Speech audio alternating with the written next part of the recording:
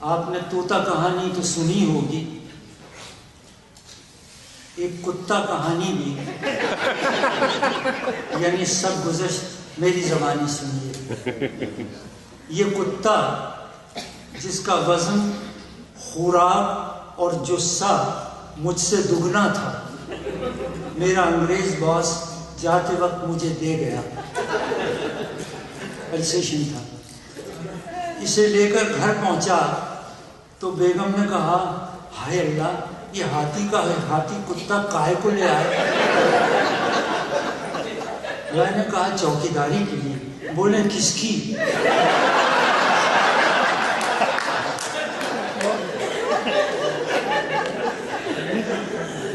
میں نے کہا گھر کی۔ بولی اس گھر کی؟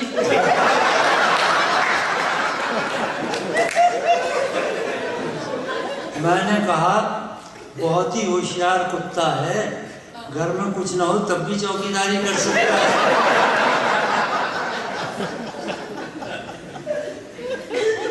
اس ازدواجی مکالمے سے بعد میں یہ فائدہ ضرور ہوا کہ تنخواہ ملتے ہی ہم نے گھر گرہستی کا ضروری سامان خرید ڈالا تاکہ کتا اس کی چوکیداری کر سکے۔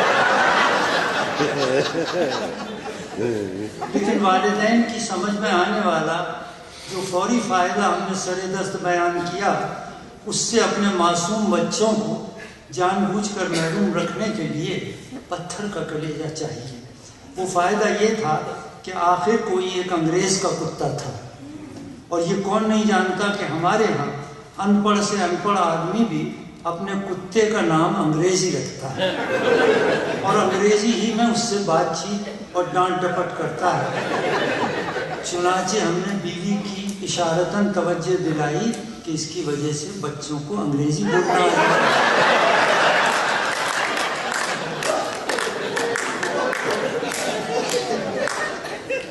اس کتے سے انگریزی سیکھے ہوئے میرے بڑے صاحبزادے اس وقت موجود ہیں یہاں۔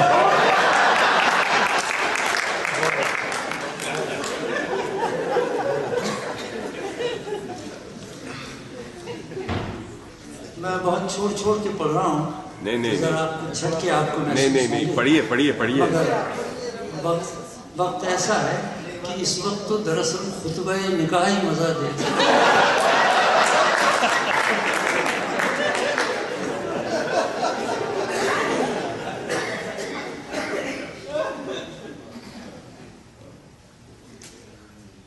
ہمیں ایک مدت سے کتا پالنے کی آرزو تھی، مگر ایک تو بقول مرزا اعلیٰ نسل کے کتے باوا کے مول ملتے ہیں، دوسرے اس زمانے میں ہمارا مکان اتنا تنگ تھا کہ جانور کا تندرست رہنا محال تھا۔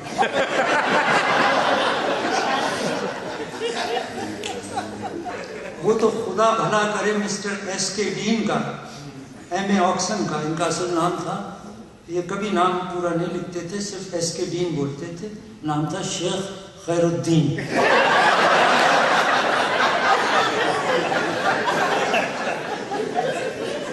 مسٹر ایس کے ڈین ایم اے آکسن کا جو ہماری آتش شوق کو ہوا دیتے رہے، یہ ہمارے دور پڑے کے عزیز ہمسائے تھے۔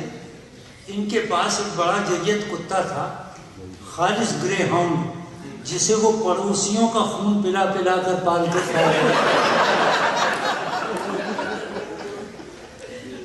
دہنے رسا رکھتا تھا، دہنے رسا، جسم تتیہ جیسا اور مزاج بھی ایزن۔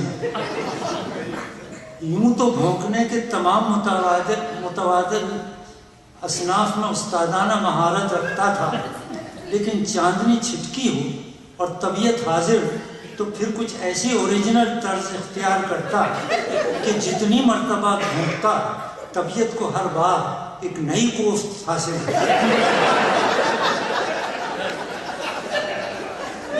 کہنے والے کہتے تھے کہ مسٹر ایس کے ڈین اپنے ذاتی بزرگوں کو اپنے لائق نہیں سمجھتے، مگر اپنے اصیل کتے کا شجر نسب 15ویں پشت تک فرفر سناتے اور اس کے آباء و اجداد پر اس طرح فخر کرتے گویا ان کا خالص خون ان کی ناچیز رگوں میں دوڑتا ہے۔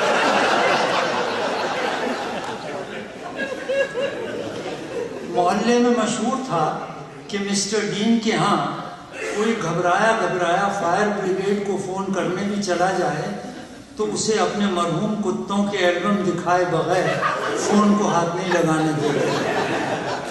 ड्राइंग रूम में मिस्टर डीन की एक बड़ी सी तस्वीर भी टंगी थी जो उन्होंने अपने कुत्ते के जीते हुए कप और ट्रॉफियों के साथ खड़े होकर और कुत्ते के तमगे अपने कोट पर लगाकर खिंचवाए।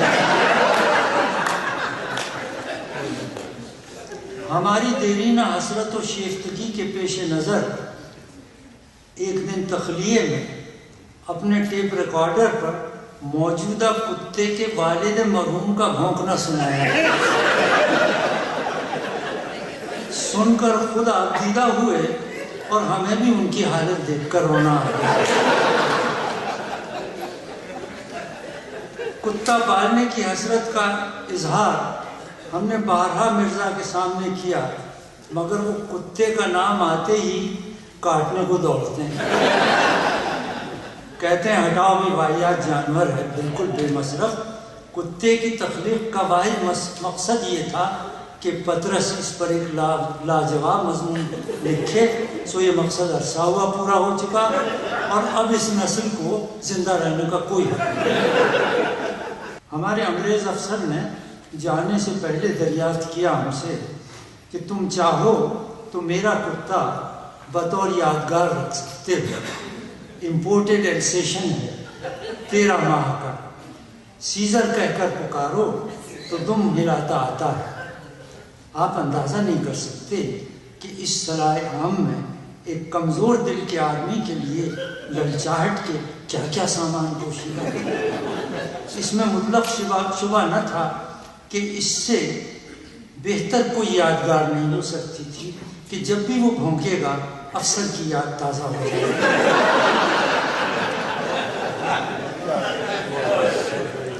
फिर ये कि अल्सेशन है और इम्पोर्टेड, कभी हम उसको कभी अपने घर को देखते हैं। अफसर की अदना मेहरबानी से हमें इतनी खुशी होती है, अफसर की अदना मेहरबानी से हमें इतनी खुशी होती है, अगर उस वक्त हमारे दुम होती तो ऐसी हिलती कि फिर न थमती।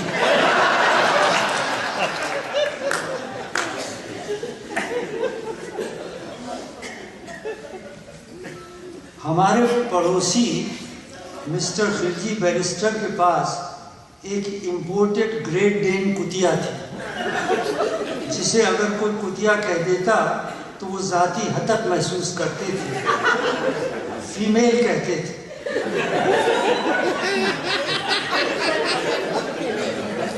नाम माता हरी रख छोड़ा था। किसी ज़माने में उसके लजलजे कान हर वक्त लटके रहते थे, मगर उन्होंने शहर के बेहतरीन सर्जन से ऑपरेशन करा के अल्सेशन की तरह खड़े करा दिए। रंग हल्का ब्राउन जैसे मीठी आंच पर सिका हुआ टोस्ट। कुछ ख़वातीन भी हैं इसलिए कुछ हिस्से में छोड़ देता हूँ।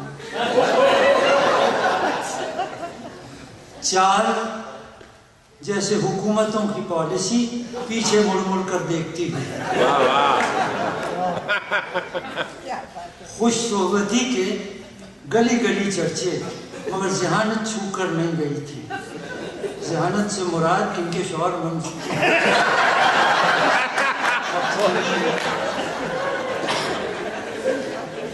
नाम तब्दील कर ले हम। बकौल मिर्ज़ा बिल्कुल गधी थी।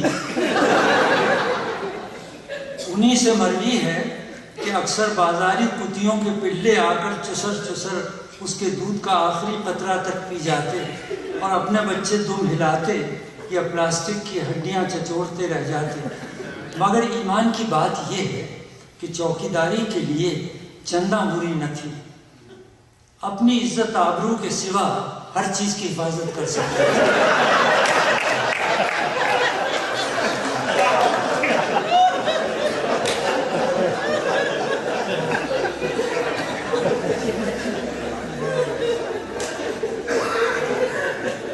اور چھوڑ دیتا ہوں. چھوڑیے نا, یہ زیادتی ہے. سب پڑھیے. سیزر ہر اعتبار سے ہماری توقعات سے بڑھ کر نکلا. اس کا سراپا کھینچ کر ہم ناظرین کا وقت ضائع کرنا نہیں چاہیں گے. اس کے ڈیل ڈول کا سرسری اندازہ اس امر سے لگایا جا سکتا ہے کہ ہمارے دیرینہ کرم فرما پروفیسر قاضی عبدالقدوس کی سالم ران اس کے منہ میں آ جاتی ہے. اور یہ پروفیسر مذکور ہی نے بتایا کہ بندہ خدا تم نے بھی بڑا غضب کیا. 13 مہینے کا السیشن ہی تو پورا پاٹھا کتا ہوتا ہے. کتابوں میں لکھا ہے کہ 3 مہینے سے زیادہ کا السیشن نہیں لینا چاہیے. اس پر مرزا نے یہ نمک چھڑکا کہ آنکھوں دیکھی بات ہے. کتے کی تندرستی اور نسل اگر مالک سے بہتر ہو تو مالک آنکھیں ملا کر ڈانٹ بھی نہیں سکتا.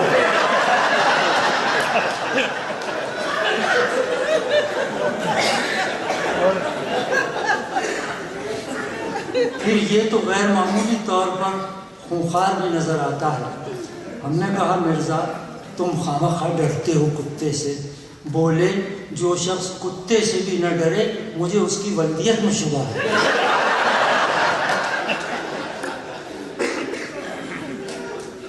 ہم نے کہا مرزا کتا اگر خونخوار نہ ہو تو پالنے سے فائدہ, پھر آدمی بکری کیوں نہ پال لے.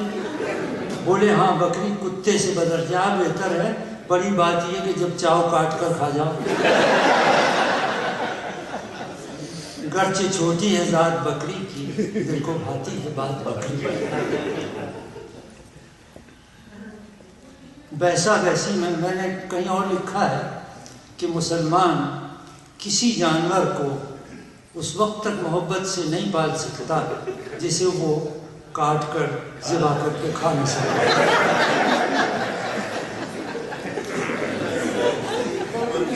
بیسا بیسی میں ہم دونوں پٹری سے اتر گئے تھے.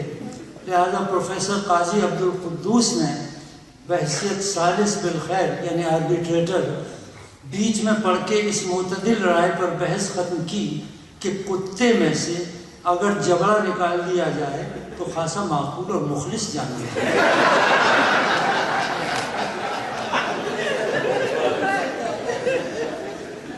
قاضی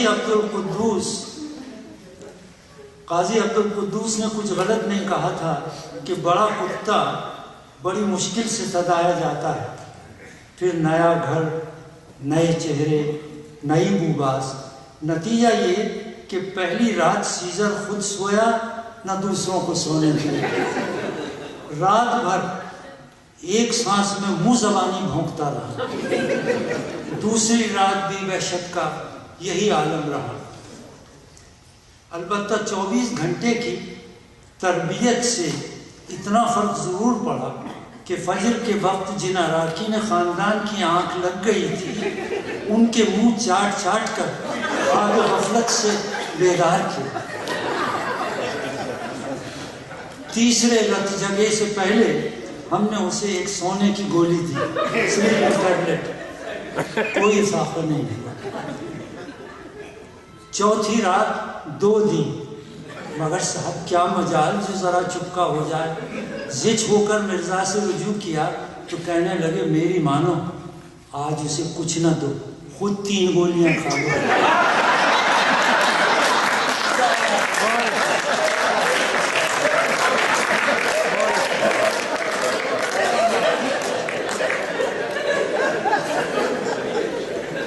ہم نے ایسا ہی کیا.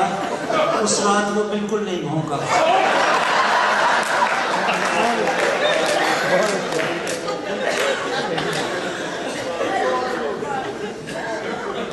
لیکن حیرت اس بات پر ہوئی کہ صبح 10 بجے ہمارے بہرے ہمسائے خواجہ شمس الدین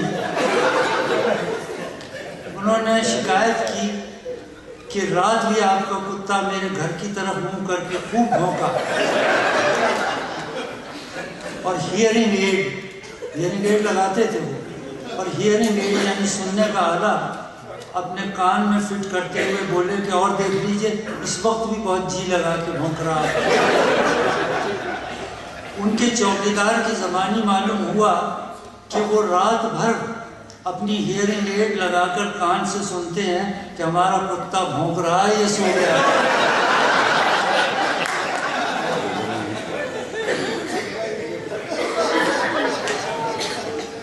وہ یہ کہتے بھی سنے گئے کہ سیزر اشرافوں کا کتا معلوم نہیں ہوتا۔ ادھر ان کی بیوی کی بدگمانی کا یہ عالم کہ سیزر جھوٹوں بھی دروازے میں جھانک لے تو جھٹ ہاتھ بھر کا گھونگھٹ نکال لیتی تھی۔ 3 ہفتے بعد دیکھا کہ پھر منہ کھلا ہے ہمارے غمکدے کی طرف چلے آ رہے ہیں۔ ہمارے پرجوش السلام علیکم کو جواب میں فرمایا، دیکھیے اس خنزیر کے بچے نے کیا کیا ہے۔ مرزا بیچ میں بول اٹھے، منہ سنبھال کر بات کیجئے، وہ کتے کا بچہ ہے۔ اس حملہ معترضہ کے بعد ہم بھی کچھ سخت بات کہنے والے تھے کہ مرزا نے، جو اس وقت ہم سے لوڈو کھیل رہے تھے، ہمارے کوہنی مار کر اپنی چھجے دار بھووں کی جنبش سے خواجہ شمس الدین کی بائیں ٹانگ کی طرف اشارہ کیا جو گھٹنے تک پائنچے سے بے نیاز تھی۔ ہم نے کنکھیوں سے دیکھا تو زخم واقعی اتنا لمبا تھا کہ زپ لگا کر بآسانی بند کیا جا سکتا ہے۔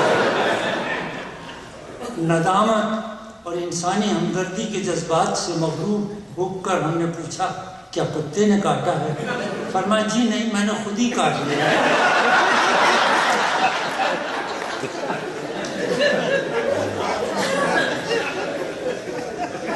چھوڑ کر پڑھتا ہوں، بہت دیر ہو رہی ہے۔ مگر ایمان کی بات یہ ہے کہ ہم نے سیزر کو کبھی کسی غلط آدمی کو کاٹتے نہیں دیکھا۔ مرزا کو اللہ نے حد درجے محتاط اور رحمی طبیعت عطا کی ہے۔ ہمیں یقین ہے کہ انہیں آب حیات بھی پینا پڑے تو بغیر ابالے نہیں پیئیں گے۔ اسی وجہ احتیاط کے باعث انہوں نے سیزر کے آنے کے بعد ہمارے ہاں آنا جانا کم کر دیا۔ پروفیسر عبدالقدوس مرزا کو طرح طرح سے سمجھانے لگے کہ کتا بڑا بے نظیر جانور ہے۔ کتے کے سوا کوئی جاندار پیٹ بھرنے کے بعد اپنے پالنے والے کا شکر ادا نہیں کرتا۔ غور کرو، دمدار جانوروں میں کتا ہی تنہا ایسا جانور ہے جو اپنی دم کو بطور آلۂ اظہار خلوص و خوشنودی استعمال کرتا ہے، ورنہ باقی مادہ گنوار جانور تو اپنی پونچھ سے صرف مکھیاں اڑاتے ہیں۔ دمبا یہ بھی نہیں کر سکتا۔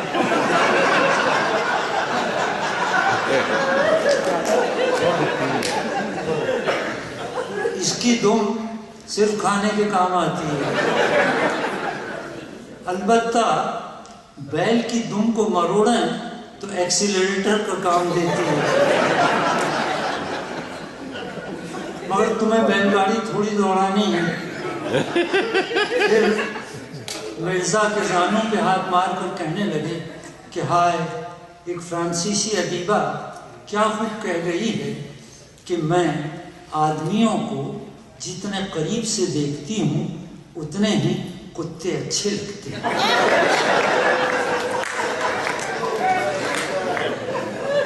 پھر لہجہ بدل کر بولے کہ کتوں سے ڈرنا بڑی نادانی اور بزدلی ہے، خصوصاً ولایتی کتوں سے۔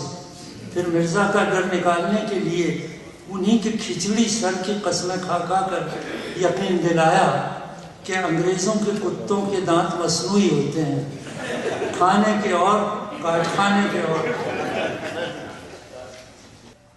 کتا پالنا تو ایک طرف رہا، کتوں اور پروفیسر قاضی عبدالقدوس کے باہمی تعلقات کاٹنے اور کٹوانے کے کامیاب تجربات سے کبھی آگے نہیں بڑھے، ورنہ ان کا علم الحیوانات اس حد تک کتابی یعنی ناقص ہے کہ ہمارے بچے جس دن بازار سے طوطے کا پہلا جوڑا خرید کر لائے تو ان سے دریافت کیا، چچا جان ان میں نر کون ہے اور مادہ کون سی؟ فاضل پروفیسر نے 4-5 منٹ تک سوال اور جوڑے کو الٹ پلٹ کر دیکھا، پھر بہت محتاط انداز میں فرمایا، بیٹا یہ بہت طوطا چشم جانور ہوتا ہے، ابھی 2-3 مہینے اور دیکھو، دونوں میں سے جو پہلے انڈے دینا شروع کر دے وہی مادہ ہوگا۔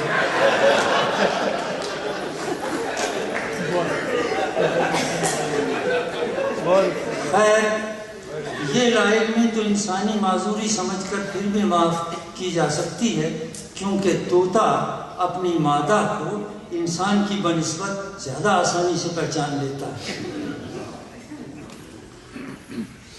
ایک دن انہوں نے کہا کہ ان کو اپنے بالشت بھر کے پلے سے بے انتہا فائدہ پہنچ رہا ہے۔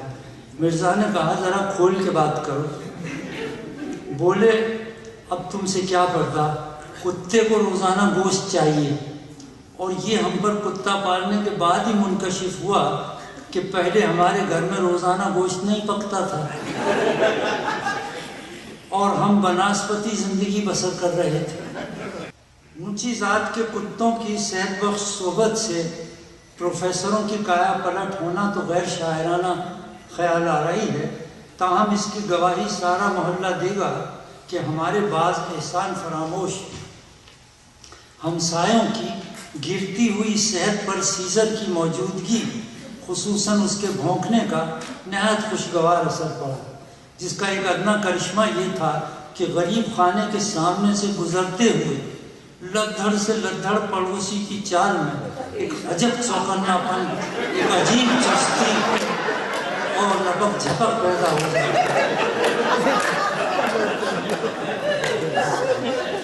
سیزر منٹوں کا فاصلہ لمحوں میں طے کروا دیتا ہے۔ اوروں کا کیا ذکر، خود خواجہ شمس الدین جو کہنے کو سیزر سے نانا تھے، اس کے فیضان صحت سے اپنے کو نہ بچا سکے۔ سیٹھ صاحب موصوف کم و بیش 15 سال سے لو بلڈ پریشر کے لاعلاج مریض تھے، لیکن ہمارے پڑوس میں آنے کے 3 مہینے کے اندر اندر نہ صرف یہ کہ ان کا بلڈ پریشر بڑھ کر نارمل ہو گیا، بلکہ بفضل ہی اس سے بھی 15-20 درجے اوپر رہنے لگے۔ چھوڑ کے پڑھتا ہوں۔ سیزر ہی کے دمخم سے 8-9 سال تک ایسی بے فکری رہی کہ کبھی تالا لگانے کی ضرورت محسوس نہ ہوئی۔ وہ ایک سمجھدار کتے کی دیگر فرائض بھی انجام دیتا رہا، جن سے صاف بوئے وفا آتی تھی۔ یہی نہیں کہ وہ ناشتے پر ہمارے لیے تازہ اخبار منہ میں دبا کر لاتا، بلکہ جب مہینے کی پہلی تاریخ کو اخبار والا بل لے کر آتا تو اس پر بھونکتا بھی تھا۔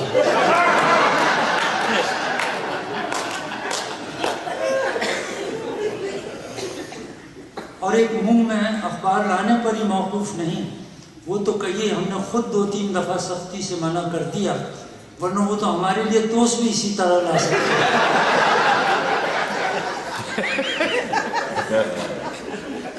کھانے پر دونوں وقت کو ہماری کوہنی سے لگا بیٹھا رہتا اور حسب معمول ہم ہر 5 لقموں کے بعد 1 لقمہ اسے بھی ڈال دیتے۔ اگر وہ اسے سون کر چھوڑ دیتا تو ہم فوراً تار جاتے کہ ہو نہ ہو کھانا باسی۔ غرض کے بہت ہی ذہین اور خدمتی تھا۔ وقت گزرتا دکھائی نہیں دیتا، مگر ہر چہرے پر ایک داستان لکھ جاتا ہے۔ نادان بچوں کی وہ پہلی کھیپ جس نے سیزر کے ذریعے انگریزی سیکھی، اب ماشاءاللہ اتنی سیانی ہو چکی تھی کہ اردو اشعار کا صحیح مطلب سمجھ کر شرمانے کے قابل ہو گئی۔ سیزر بھی رفتہ رفتہ خاندان ہی کا ایک معمر رکن بن گیا، لہٰذا اب کوئی اس کا نوٹس نہیں لیتا تھا۔ ہمارے دیکھتے دیکھتے وہ بوڑھا ہو گیا، اور ساتھ ہی ساتھ دل میں اس کے لیے رفاقت و ہم سفری کا ایک احساس، درد مندی و ہم نصیبی کا ایک رشتہ پیدا ہو چلا کہ ہم نے ایک دوسرے کو बूढ़ा होते देखा था। एक साथ वक्त से हार मानी थी। आज उसकी एक एक बात याद आ रही है। जवान था तो राह चलतों का पंजे झाड़ कर ऐसा पीछा करता कि वो घिघिया कर करीब तरीन घर में घुस जाते और बेआबरू होकर निकाले जाते।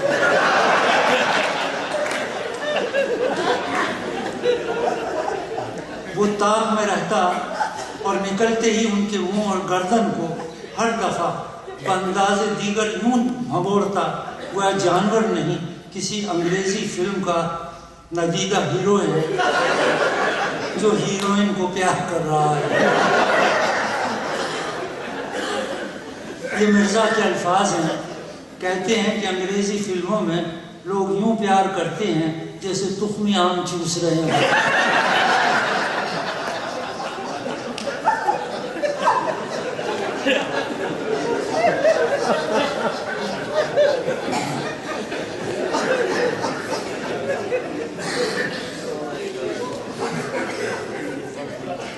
अभी 3 साल पहले तक उसे देखकर पड़ोसियों का चुल्लुओं खून सूखता था, मगर अब इतना ज़ईफ़ हो गया था कि दिन भर बुगनविलिया के नीचे किसी मुर्शिद काहिल की मानिंद मुराक़बे में पड़ा रहता।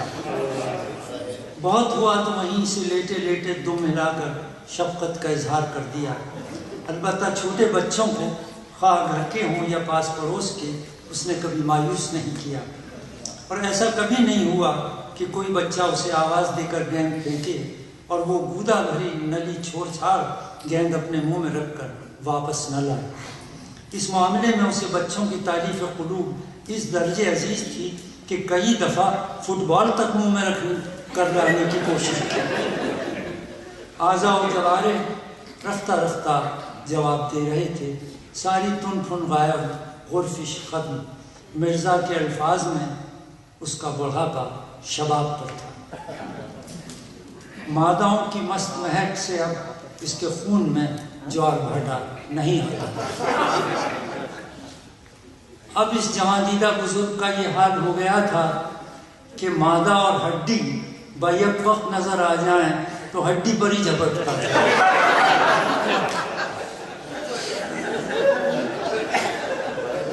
यकीन नहीं आता था कि ये वही सीजर है जिसके जबड़े की मोहर मोहल्ले के हर तीसरे आदमी की कुंडली पर आज तक गवाही दे रही है कि अब जिस जगह के दाग है यहाँ आगे दर्द था। वही दुम जो एक ज़माने में बकौल शख्से सवालिया निशान की तरह खड़ी रहती थी, अब मुफलिस की मूंछ की मानिंद लटकने लगी। इसके हम एक एक करके वो गलियां सूनी कर गए जहाँ से रातों को अनदेखे भेद भरी खुशबुओं के बुलावे आते थे।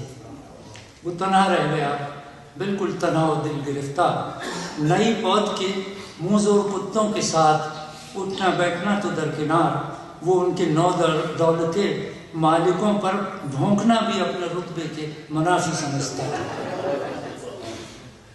जब तन्हाई से बहुत जी घबराने लगता तो रेडियो के पास आकर बैठ जाता और पक्के गाने सुनकर बहुत खुश होता कि इनसे बू और सदाए हम नवाई आती थी। वाह। जिस्म के साथ नज़र भी मोटी हो गई थी। एक दिन शाम को अच्छा खासा बुगनविलिया के नीचे अपना मखसूस आसन मारे, यानी दाईं आंख जो बचपन से सुर्ख रहती थी, आंख आधी बंद किए, बाएं पंजे पर थोतने रखे। ये उसका पोज था। बैठा था कि एक नीली रिबन वाली बच्ची ने शू कहकर सड़क पर पिंग पोंग की गेंद फेंकी।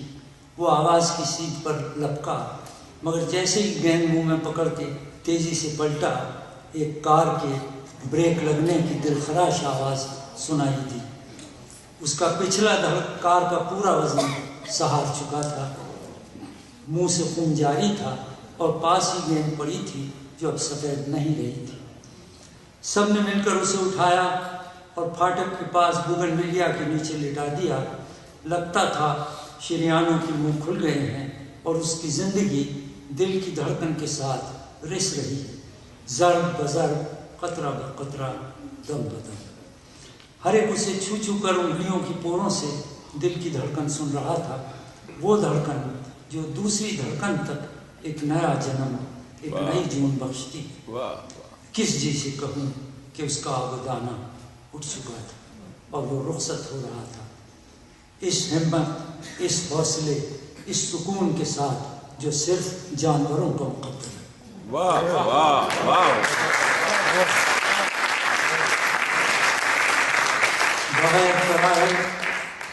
بغیر کراہے، بغیر تڑپے، بغیر ہراساں ہوئے، بس بے نور نظریں جمائے دیکھے چلا جا رہا تھا۔ باری باری سب نے اسے چمکارا، سر پر ہاتھ رکھتے ہی وہ آنکھیں جھکا لیتا تھا اور یہ یاد کر کے سب کی آنکھیں بھر آئیں کہ اس کی زندگی میں آج پہلا موقع تھا کہ سر پر ہاتھ پھرواتے وقت وہ جواباً اپنی ریشم سی ملائم دم نہیں ہلا سکتا تھا۔ آج اس کے نتنوں میں ایک اجنبی خون کی بو گھسی جا رہی تھی۔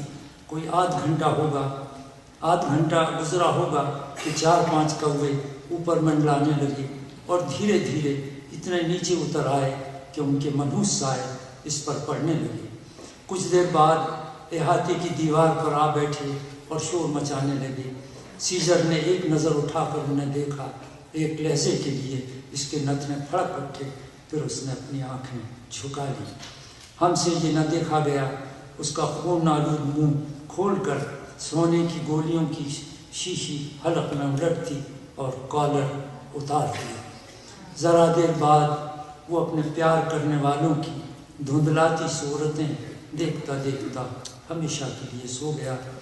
مارچ کے چڑھتے چاند کی بھیگی بھیگی روشنی میں جب بچوں نے مل کر اس کی محبوب بوگنویلیا کے نیچے زمین کی امانت، زمین کو سونپنے کے لیے گہرا سا گڑھا کھودا تو چھوٹی بڑی بے شمار ہڈیاں نکلیں جنہیں وہ غالباً دفن کر کے بھول گیا تھا۔ سوکھی پیاسی جڑوں کو آج سیزر کے لہو نے ان پھولوں سے بھی زیادہ سرخ کر دیا ہوگا جو بچوں نے لحد کا منہ اپنی سلیٹوں اور تختیوں سے بند کر کے اوپر بکھیر دیے تھے۔ آخر میں نیلی ربن والی بچی نے اپنی سالگرہ کی موم بتیاں سرہانے روشن کر دی۔ ان کی اداس روشنی میں بچوں کے میلے گالوں پر آنسوؤں کی نمکین اجلی لکیریں صاف چمک رہی تھیں۔ کئی مہینے بیت گئے۔ پتجھڑ کے بعد بوگنویلیا پھر انگارے کی طرح دہک رہی ہے، مگر بچے آج بھی اس جگہ کسی آدمی کو پاؤں نہیں رکھنے دیتے کہ وہاں ہمارا ایک ساتھی سو رہا ہے۔